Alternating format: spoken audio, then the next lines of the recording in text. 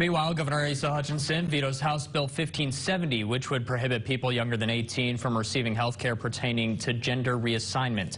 The governor said he talked with many people on both sides of the issue and felt it was the right thing to do. He did say he was in favor for banning surgeries, but was worried about those teens already taking hormones or puberty blockers not being grandfathered in.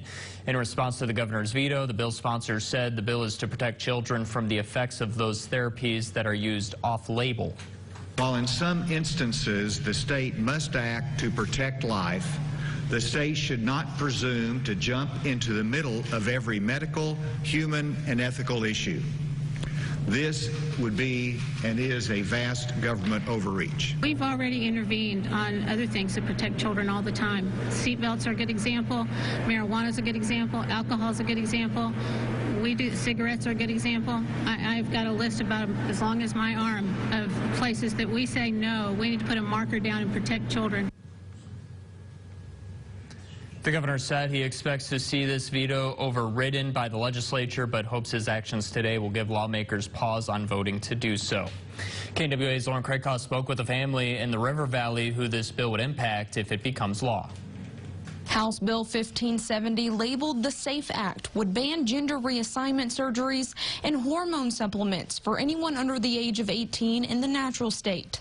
The bill passed the Arkansas Senate and House, but on Monday, I have signed the veto of House Bill 1570 today. Governor Asa Hutchinson argued this bill could negatively impact young Arkansans, like 15-year-old Dylan Brandt, already under hormone treatment. This is not the right path to put them on. Hearing that this bill could have possibly taken that away from me was really scary. Dylan was assigned female at birth, but 2 years ago he came out as trans.